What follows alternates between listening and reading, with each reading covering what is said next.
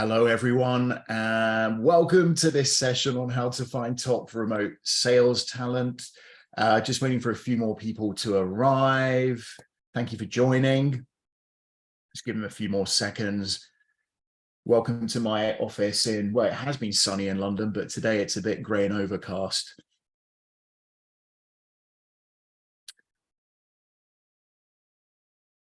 Alrighty, okay, let's get this underway. So welcome to how to find top remote SaaS sales talent. This presentation is aimed at SaaS companies, basically guys who are thinking about growing their sales team this year. And they're wondering, how is the best way to go about finding the best talent, hiring them, etc., without breaking the bank. So from experience, this is an area where many SaaS businesses, they really struggle, especially scale-ups. So the aim today is to give you some real actionable advice on how to run the whole recruitment process better and avoid many of the pitfalls associated with sourcing and retaining top sales talent. So I'm also going to tell you about a cost-effective service that takes away the headache around sourcing, motivating top sales talent remotely.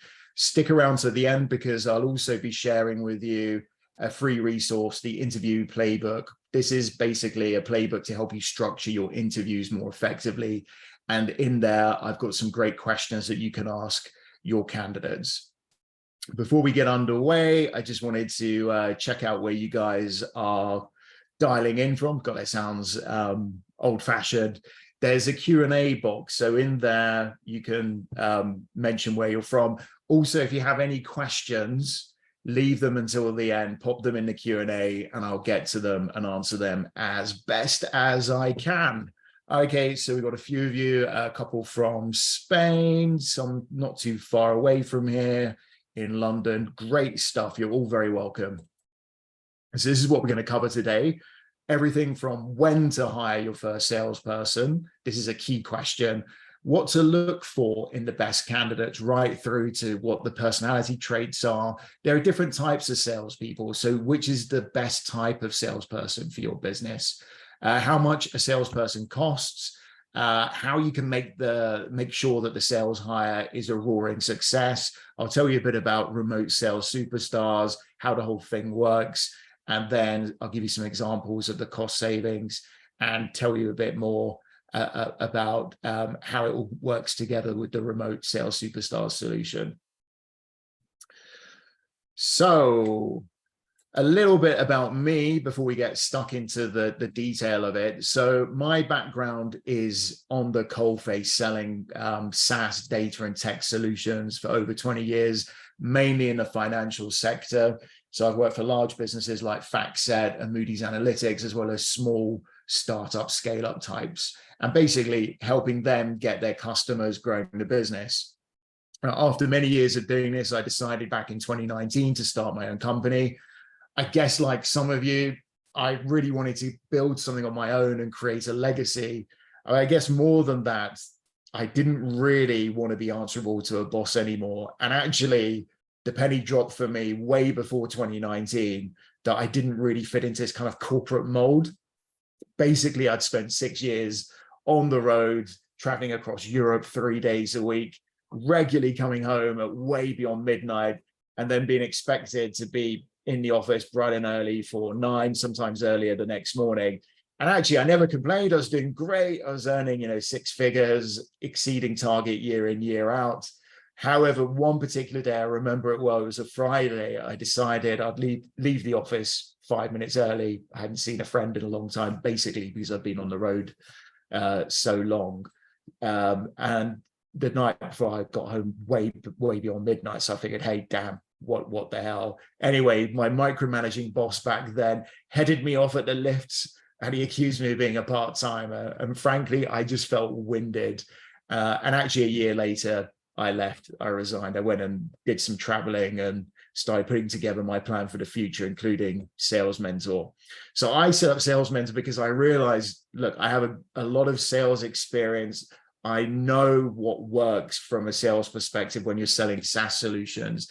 And I really love working with founders, innovative people who are looking to break the mold and really deliver valuable innovation. I like working with people with big ideas. They can connect the dots and really come up with something that's groundbreaking. Those people excite me.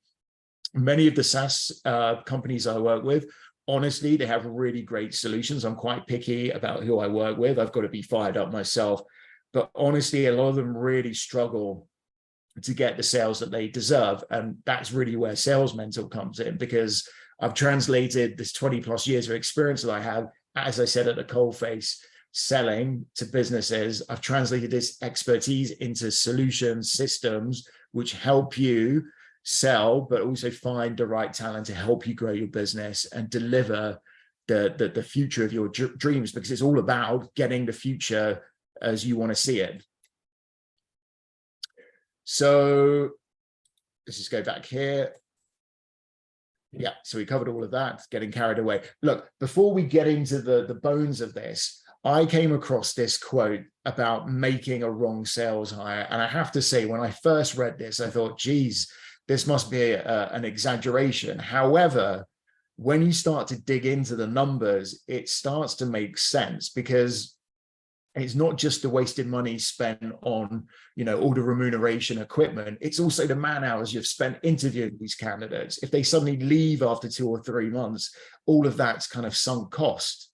You've got like the first round interview, second round interview. Obviously, there are other stakeholders often involved with the hiring process. This can all really mount up when you look at like what their hourly rate is for those people involved in the interview process. And then, of course, on top of that, you've got the recruitment agency fees quite often, and these can range anything from 10% of the first year's remuneration up to, I've seen 30% plus. And then also you have to think about, look, if this salesperson suddenly leaves, all of that lost pipeline, I've seen this firsthand, all of that lost pipeline is gonna, depending on the ticket size of your solution, that's in jeopardy and you could lose it. So you've really got to start putting these numbers together and thinking, yeah, getting the hiring process wrong and hiring the wrong salesperson, it can really start to get quite toppy and hit those high 6-figure amounts. Okay, when to hire your first salesperson? Look, this is a key question. And again, out there, I see there's a tendency amongst founders to kind of jump on this bandwagon and rush into hiring salespeople as soon as they get a bit of runway, a bit of bandwidth. And honestly, this is kind of a recipe for disaster, because salespeople need a roadmap if they're going to deliver the results that you want.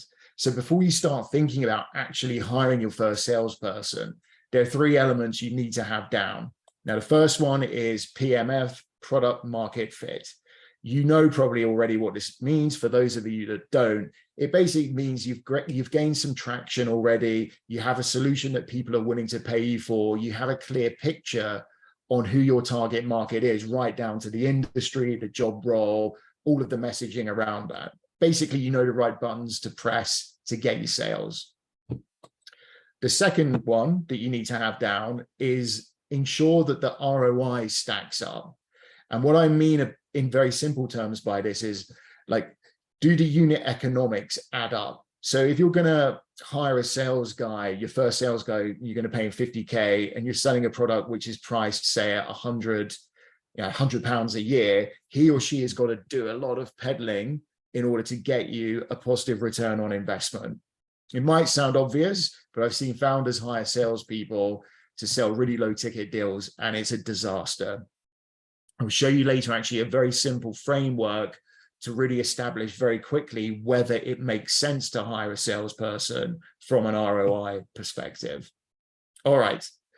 The third thing you need to have down is a playbook. Now, a sales playbook is basically a really detailed roadmap of everything around sales. So it includes things like your ideal target profile, your ideal target customer profile, their pain points. Remember, we're selling SaaS, we're selling solutions to problems. So you need to explain how your solution solves a particular problem that your ideal target audience faces.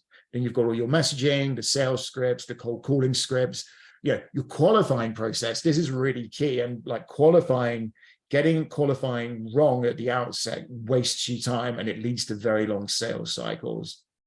And then within the sales playbook, you also have everything around the technology you use. So the CRM systems, contact databases, all of that good stuff. So make sure you have these 3 down before you even consider hiring a sales guy or gal. Okay, so another key consideration, what to look for in the best candidates. Okay, well, the first thing to say here is there are many different types of salespeople, each with their own distinct advantages and disadvantages. So for building the funnel, the kind of the top part of the funnel, you have business development reps, or often called BDRs, and they're responsible for the outbound lead generation. So the great ones, just like Chuck Norris here, they are relentless and they're focused on winning, and they're happy to get on the phone, pound the phones, and get you the crucial first meeting. If you need to build your top of funnel fast, honestly, hire more Chuck Norrises. However, it's worth saying that BDRs, they're not really effective in the later stages of selling. So, running the demo, the meeting, the closing stages. So when it comes to running the more advanced stages of the sales process, you need someone else. And these are often called senior account execs or senior salespeople. They have different names, right? The good ones, they're really smooth, just like this guy here, Leonardo DiCaprio in The Great Gatsby. They make sales look easy and effortless. If you get the right ones, they can also be relied on to get, the first meeting as well, but you need to check that they're happy with doing the cold calling as well. The really good ones, they make it look effortless, as I said, and they always have a next step. They're always moving to close. If you've got a complex SaaS solution and you're selling to enterprises, you're likely going to need a senior sales exec of some description, because honestly, you need someone with gravitas, someone who's credible. All right, so personality traits, these are so key. You need to find people with the right personality traits to sell. It might sound obvious, but I've seen this not work out very well. Look, there are different tools out there. There are different ways you can profile personality. Some use DISC, some use what's called Ocean. And also there are different AI tools which kind of plug into social media tools like LinkedIn. A couple I know, Humantic AI and Crystal Knows. And what they do is they give you a very quick flavor of what makes that candidate, that salesperson tick. But there's common traits of successful sales professionals. So the first one I would say is resilience. Look, there's a lot of rejection in sales. I remember myself, one role I had at a wealth tech startup, I would spend entire days in one of these kind of, these little rooms, these little booths, and I'd be making cold calls day in, day out to wealth managers. And some days you wouldn't get one single meeting, and that can feel really terrible. So you need candidates who are okay with this kind of rejection, that they're resilient, they have a strong mindset. The next one I would say, a sense of being competitive, a spirit of wanting to exceed expectations and be the best. Okay, building rapport. Fact is, you can't really sell unless people like you. So it's really important that you have candidates that, I'm not saying they have to be Prince Charming here, but they've got to be able to create that human connection. Not too long ago, a few months back, I was interviewing for a position for a SaaS company that were looking to scale into Europe. And on paper, I found what I thought would be the ideal candidate. And actually, we'd already pretty much selected the final candidate. But at the last moment, this CV came in, and I thought, wow, the CV looks amazing. He literally checks all the boxes. When I got him on the first call, there was nothing. There was no energy. The guy was kind of just zero energy. He was slouched in his chair. Straight away, yeah, I just knew, because he was incapable of building rapport. Okay, active listeners. This is often overlooked, and I think this is one of the most important attributes for success. Selling SaaS, as I said, is all about selling solutions to problems. You need candidates who can ask the right questions to uncover what the problems are. The best salespeople, it's been proven time and time again, they ask more of the right questions. Okay, confidence, again, this probably goes without saying. You need someone who believes in your solution first and foremost, and someone who's at ease presenting what you do to your target audience. And this really is key when it comes to handling objections. You need someone who can confidently hold their own and deal with those objections effectively. And motivated by money. This is, again, often overlooked. Look, salespeople, they're all about the money, what's in it for me. So what I often do when I'm hiring a sales candidate, I wait for them to ask the C word. The C word is commission. And this is a good filter for me, because the best salespeople want to know that they're going to be rewarded for their success. And they demand a transparent and clear model for being rewarded. I'll talk a little bit about that later. Organized. Look, you need to follow systems to be successful.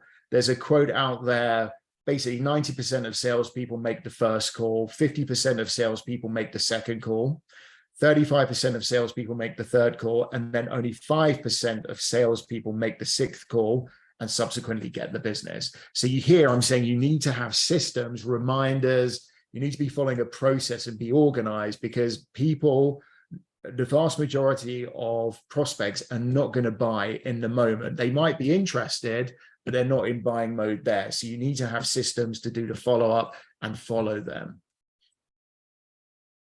And I would also say action. I'm not saying you have to be action man, but you want a sales hire who's a self-starter, someone that can run with things with minimal supervision. Look, you've got a lot on your plate. You're wearing many different hats as a senior leader at a SaaS company. It's all about execution. What I see happening a lot at scale-ups is to maybe hire, to start with, a senior sales guy, maybe someone from a large company, and they end up being disappointed. And this is because ex-corporate people, they're often used to having a lot done for them. So whether that is, you know, an in-house team of BDRs who hand them warm leads, or it might be an extensive marketing department. I would say, honestly, your first hire should maybe a couple of BDRs who are going to be able to get you those initial meetings to then hand them to someone within your company to run with, okay? Also, avoid anyone who has the word manager, consultant, or strategy in their title. At the end of the day, you need doers. You need people who are going to go out there and make the calls, get you the meeting. You don't want more people thinking and, you know, thinking up strategy. The strategy side of things is down to you.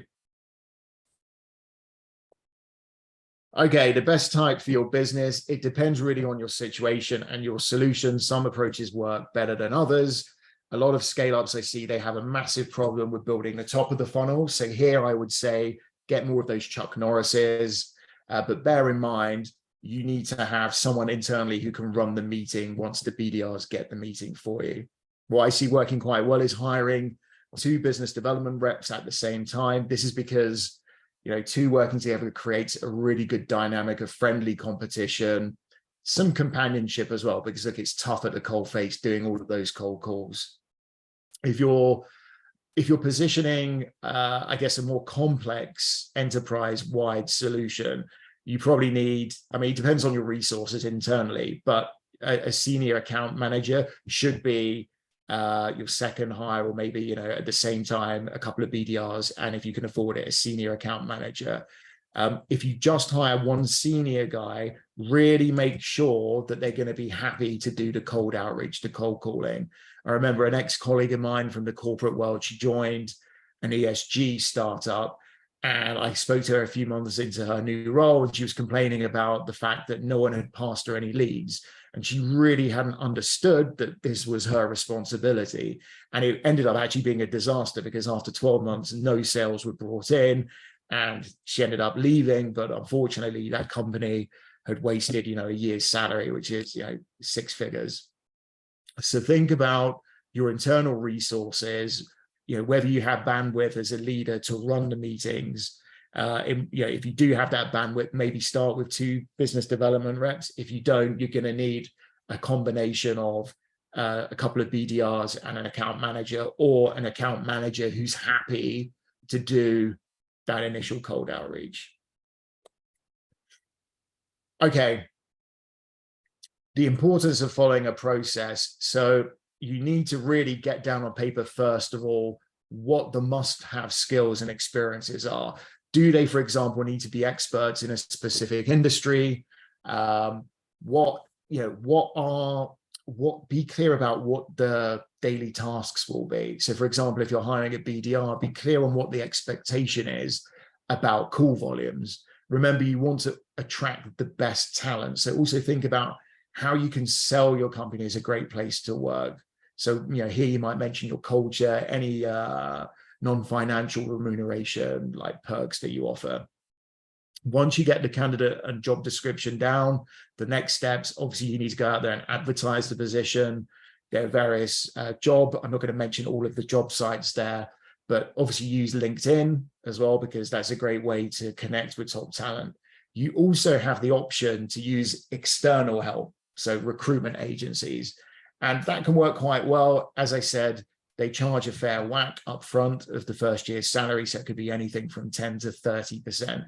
As always, the devil is in the detail. If you use a recruitment agency, look at especially clawback clauses. So if the hire doesn't work out for any reason, after a set time period, what provision is there in a contract to get some of their feedback, because you don't want to have the risk of this massive sunk cost. After the filtering stage, you obviously get to the first interview. Have a clear set of consistent questions you ask all candidates. And really, these questions, you've got to think about really getting to the heart of whether they're a good fit for your company. As I said, the interview playbook, which I'll share with you all at the end, that will give you some pointers on the right questions to ask. What I also do personally, if the first interview goes well, obviously they always come back for a second interview. And what I do is I get them to present a business case, so like a business roadmap, a strategy, because what I want to see there is evidence that they've really thought about how they're going to go away and deliver what they're supposed to deliver. So before that second meeting where they do the sales strategy, I'll give them a theoretical sales target, and I'm looking for evidence of how they're backing that into key performance indicators. So the number of cold calls, the number of meetings they're going to run, the conversion rates, all of that good stuff. Because as I said before, you want to see evidence that they're going to go out there and do, that they're going to be action takers. Some good questions to ask them, just to give you a flavor. Like if I'm going after BDRs, I often ask them what's their favorite part about the sales process, what they enjoy about it. If they're saying things like they don't really like the cold outreach and you're hiring a BDR, there's a problem. It might sound obvious, but I did hire a candidate a few months ago for a position of BDR, and he said that he hated cold calling. So obviously alarm bells are going off there. If you're hiring a senior account executive, you really want to get them to describe how they go about selling SaaS B2B. Look for evidence again that they're independent, self-starter, and that they have a coherent and clear process, because the real good guys out there, they know how they do what they do. All right, how much does a salesperson cost? We're still here. Come on, let's keep up the energy. So, okay. Honestly, the answer to this question is, how long is a piece of string? There is such a wide range of different salaries and quality levels when it comes to sales talent. A good BDR can be anything from around 40K base, plus the same again for making target if you're recruiting out of London or a big Northern European city. At the senior end, so senior account managers, they're going to be earning a fairly good base, usually 100K, sometimes 100K plus, and they usually look for the same again in commission if they make target. But that's all fine and dandy, but I would reframe this question in what's the ROI? And what I do here is I use this simple equation, the Sales Mentor ROI equation. And what you're doing here is think about a realistic target revenue for that hire. So how many deals are they likely to get in, and what's your average deal size? So have that as the numerator, and then subtract all your hiring costs. So this will be all the stuff around if you've used a recruitment agency, your internal resources that you've used, and then divide it by the total candidate compensation. So you're going to be looking at what you're going to pay in their base plus on target commission, and then divide one by the other, times it by 100. From experience, you want to be aiming for an ROI of at least 100%, and preferably much more, 200, 300% plus.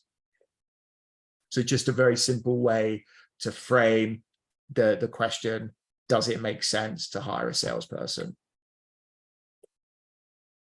Okay, so you've managed to hire them. How do you make sure that that salesperson is a success? Well, the first thing I would say is you need to set clear and realistic targets.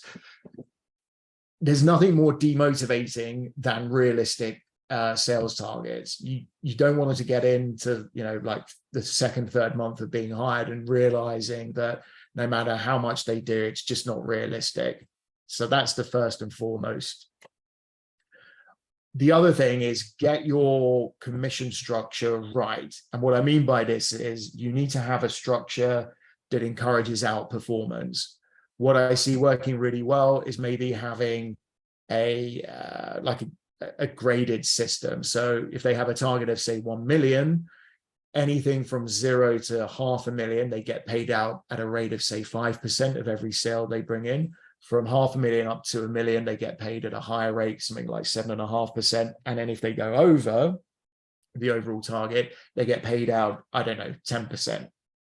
And what that means is that they're going to be really focused on outperforming. I've worked on commission structures like that, and I can tell you they're extremely motivating. The other thing is give them ownership. What I'm talking about here is you've hired them, so trust them to deliver. So give them the space and autonomy to achieve the goals, the targets that you've set them. And actually, if you get the right salesperson and the sales commission plan in place that really, as I said, rewards outperformance, the best salespeople, they're going to love that, and they see themselves as businesses. So they're going to be really, pushing on the gas to get you what you want. Now, lack of trust and micromanaging, this is the fastest way to lose people. And I mentioned at the beginning, my experience of being micromanaged by my ex-boss. I can tell you the day I resigned, the colleague who I worked with resigned exactly the same day for the same reason, micromanaging. So our then boss had to go away and explain to the board why he had lost 2 of his top sales performers. And actually, I found out as a result, a few weeks later, he was removed from that position because they'd lost their 2 best salespeople because he was just being a micromanager. All right. The other thing is, look, okay, I said all the good stuff about ownership, but you also need this element of accountability. And put simply, you should organize regular check-ins to monitor progress and identify any hurdles and provide support. I was actually at a startup event in Copenhagen a few weeks ago, and I met a founder. He actually sought me out, and he was on the verge of tears because he just sacked his team of 5-6 salespeople. And he was like, oh my God, this is a terrible thing that I've done. And I just said to him, I asked him the question, why did you get rid of them? And he was like, well, look, they weren't delivering. And I said to him, well, how much were you managing them? And he said, honestly, Daniel, I wasn't. I just trusted them to deliver. So really, it's not enough just to hire a salesperson, expect them to work miracles. You need to manage them and make them accountable. And even senior salespeople, they need encouragement and recognition from time to time. Mentoring as well. Look, I'm a growth mindset. I believe we can all learn new things, learn new tricks. As I always say, the opposite to growing is dying. So really, where you can provide opportunities for mentoring and growth, sales really is a tough game. So helping those salespeople develop that kind of strong mindset, resilience, that really will separate the winners from the losers. All right, so I want to talk a little bit now about a solution that we offer, which is remote sales superstars. Many leaders I talk to at SaaS companies, they worry a lot about making the right sales hire. And they're also fully aware of the knock-on effects of hiring the wrong salesperson. And we mentioned those earlier. Others, honestly, they're overwhelmed. They're juggling many different tasks. They wear many different hats. They really don't have the time to dedicate to recruiting properly. They perhaps don't have the interviewing skills. They don't really know what to look for in the best salespeople. And at the same time, a lot of these senior SaaS leaders, they're looking for cost-effective solutions to get their business to the next level. And that's why remote sales superstars came about, to help SaaS companies build cost-effective sales teams and remove the headache around sourcing and onboarding the best candidates. So this is how it works. It's essentially a 5-pronged process where we take care of everything. So first of all, we work at step 1. So we sit down with you and we define what the ideal candidate looks like. And we get down the job description, what the responsibilities are, and really, get to the bottom of which type of candidate will have the biggest impact quickest on your business. Next, 2, we have a strategic partner who goes away and sources candidates and runs a first filter. Then we go through that filter and we run interviews and assessments. So these are rigorous assessments of all the shortlisted candidates to ensure that we've got the perfect fit. So there, as I alluded to earlier, we run all of those interviews, we get them to present a business case, making sure that we're getting the right person for your business. And then we help with the onboarding side. So using the Sales Mentor onboarding system, we get your new hire up to speed and performing immediately. So you're getting return on your investment. And then ongoing mentoring and reporting. So this is really key. So obviously managing a sales force, it's a full-time job. And as I said, businesses often don't really have the resources or talent to manage a team. So we offer an optional add-on where we provide this ongoing team check-ins. We manage them, we report back to the management team. And there we're always looking for opportunities to upskill, to improve their resources. So that's really, in a nutshell, how it works. To give you an idea of the kind of cost savings, you see here the remote sales superstar solution. It comes in around, short of 3,000 sterling a month. To give you an idea, I mean, this isn't a fair comparison. The equivalent hire in London would be about 3,700. And then actually it would be more than that because you've got to add in the office space and equipment. So just to explain, we work with a partner based out of Zagreb, and they take care of everything around the payroll, local taxes, the office space, everything basically that you need to get that sales team up and running. So they take care of that whole headache. So all you're going to receive is one simple single monthly invoice, which is inclusive of all the tax. So it's a really compelling solution. So this is more for the BDR, SDR side of things. For senior sales, the cost savings are even higher, as we can see. Again, it's not a like-for-like comparison because office space isn't included here, but a very basic office space out of London is going to be 500, for like a 500 a month for a very basic one-person office. So that gives you an idea of the savings. So why remote sales superstars? Look, it's a solution that works. I have a customer at the moment. Their sales guy launched back in February. He's already built a really valuable pipeline in excess of 300K. It's affordable and scalable. So if you decide to add additional candidates, additional salespeople, we can onboard them very quickly. So it scales with your business.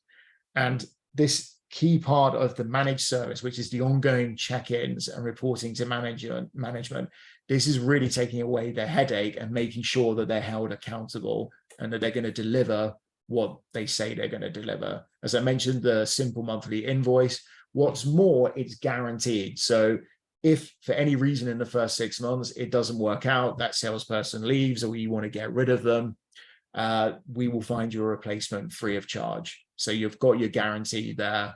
You've got your certainty that it's a solution that delivers results. So that's really it in a nutshell.